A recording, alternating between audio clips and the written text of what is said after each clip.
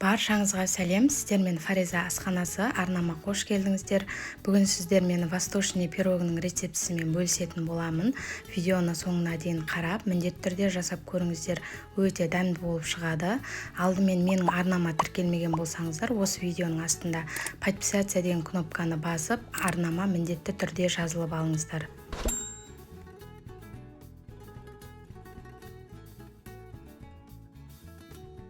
Бісмиллах деп алдымен қамырын жасап аламыз. Таза құрғақ ыдысымызға алдын ала електен өткізілген ұнымызды саламыз. Үстіне қант ұнтағы және қамыр қопсытқышты салып, жақсылап араластырамыз.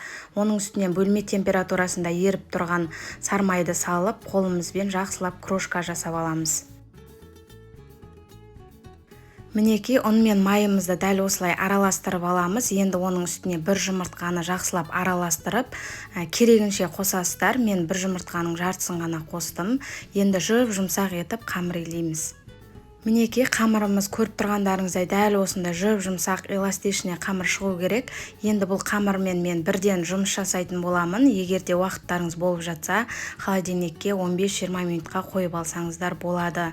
Дайын болған қамырымызды дәл осы видеода көрсетілгендей етіп, ұнның көмегімен жайып аламыз, табамыздың көлеміне қарай. Жайып дайындап алған қамырымызды табаға жайғастыратын боламыз. Таба менде осындай асты алынатын өте ыңғайлы таба. Табамыздың ішіне қамырымызды салып, жақсылап қолымыздың көмегімен басып жайғастырып аламыз.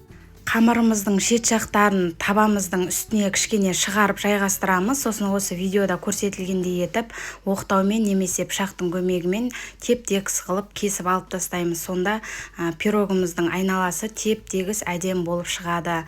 Шетінен шыққан осындай кішкентай қамырларымызды ортасына салып, басып бір тегіс қылып жайғастырып жібереміз. Мінеки, табамызға қамырымызды жайғастырып алдық. Ендігі кезекте салмасын салатын боламыз. Салмасын мен алдын ала дайындап алдым. Мүйізбен өрікті жақсылап жуып тазалап, өрікті ұсақ бөліктерге бөліп дайындап алдым. Енді негізінде грек жаңғағын салу керек. Мен үйде осындай жаңғақтарым біраздан бері тұрып қалған соң істету мақсатында салып жібердім. Фундук дәндерімен және өрік дәнегін осылай бөліктерге бөліп салып жібердім. Енді осының үстінен міндетті түрде сапалы сгущенка құятын боламыз.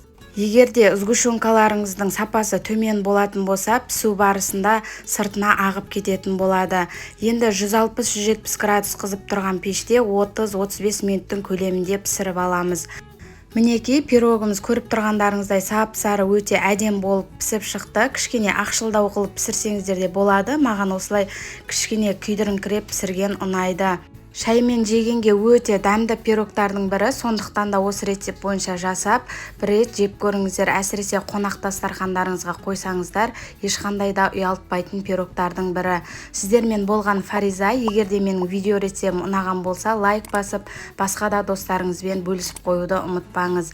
Келесі видеода менен қандай видео рецепт күтесіздер, соны комментарий бөліміне жазып қалдырсаңыздар, келесіде міндетті түрде видео рецепт шығаратын боламын.